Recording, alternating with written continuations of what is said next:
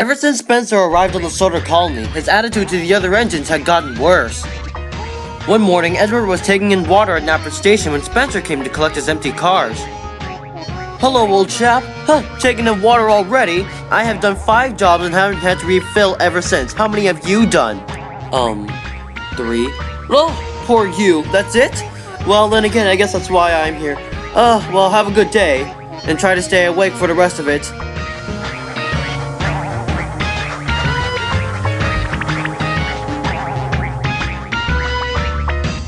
Spencer also enjoys showing his speed off to the other engines.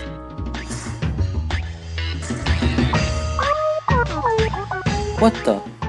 And on nights when Percy had to take the mail, Spencer stayed at Tidman's sheds, and he would never be quiet. He could go on for hours on end talking about life on the mainland.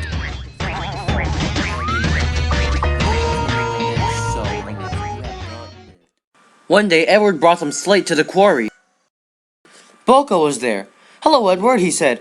"You look tired. Is something wrong?" Spencer is keeping us all awake at night by talking all the time," said Edward. "We don't know what to do. We've told him to stop, but he doesn't even listen." "Have you tried telling Sir Topham Hatt?" asked Boko. "Well, he wouldn't listen either," replied Edward. "You see, the thing is, Spencer's actually doing a very good job at his work, and, well, Sir Topham Hatt's thinking about keeping him for a while." "Well," said Boko, "I'm sorry. I hope your situation gets better, but knowing Spencer, it probably won't." "Thanks," said Edward, hoping is actually all we can do right now. Soon Edward's slate was unloaded and he was on his way again.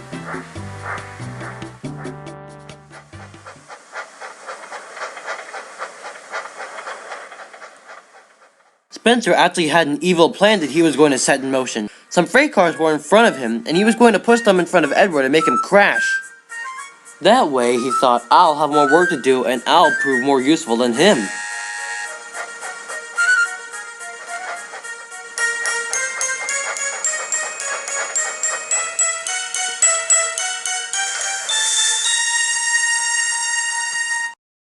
Oh, dang it, thought Spencer. His plan had failed.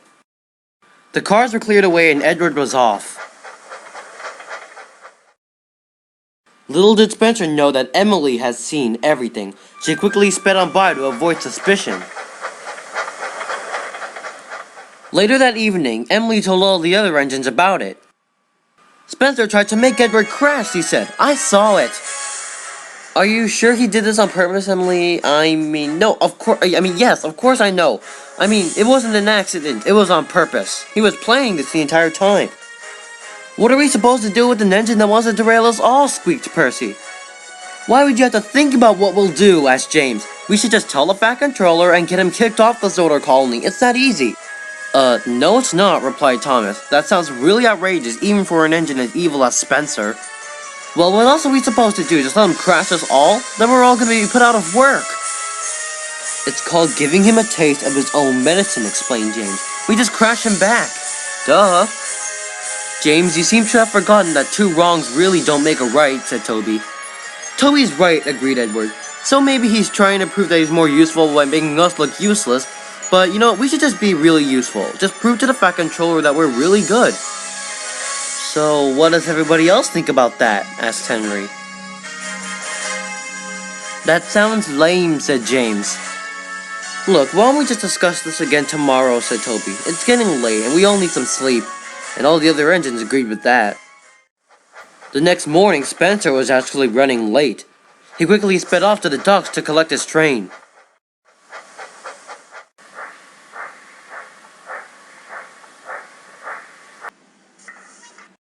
Spencer was off to the quarry where he needed to deliver his materials. Then there was trouble. Uh-oh, thought Spencer. He had broken down right on a junction. His driver went for help, but all Spencer could do was wait. Meanwhile at Nafford, Gordon was running late too. He had to wait for some passengers. Oh dear, he thought, now I'm gonna have to travel faster than ever before just to be on time. Finally, the guard blew the whistle and Gordon was off. He didn't even know about Spencer's accident and was headed straight towards him. At the same time, Edward was leaving Tidman's sheds. But he soon came across Spencer. Oh, Hello, Spencer, said Edward. Oh, Edward, please, you have to help me. My driver, he went off for help, but then he hasn't come back. Wait, isn't this the time Gordon runs his express? Uh-oh, it is.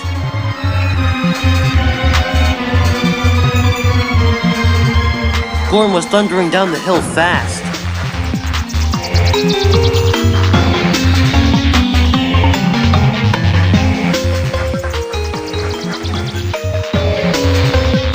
Out of the way, Edward! Edward's driver and fireman had jumped out just in time, and luckily no one was hurt. Harvey soon arrived with the breakdown crane. But he and Edward had to wait in the siding to let Gordon and Spencer pass.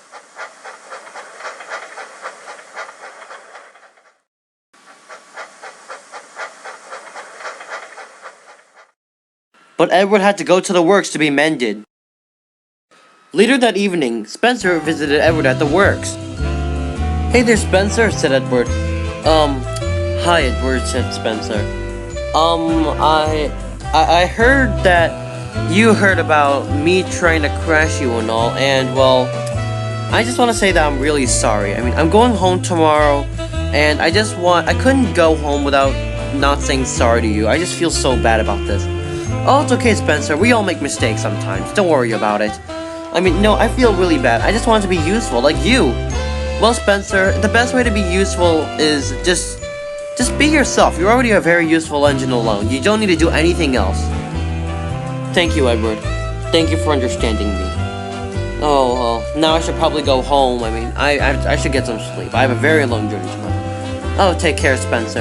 And thank you for coming to me like this. That was very brave of you. A few days later, Edward returned. Good to have you back, Edward, said Gordon. Oh, hey, Edward, said Thomas. Listen, we've talked about it recently, and we're sorry if we've been putting too much emphasis on your age lately. Yeah, old buddy, said Henry. Buddy. We're just happy that you're home and you're okay, said Emily. Yes, I hear that was quite a crash you took, said Duck. Oh, thanks you guys, said Edward. Don't worry, you didn't bother me that much. Hey, I just have one question, said Percy. What happened to Bob? Yeah, didn't he go to the works before you did?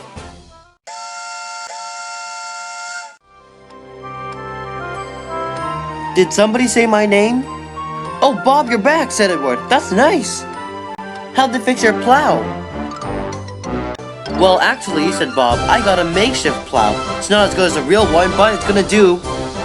What have I missed? Well, you actually missed a lot, said Gordon.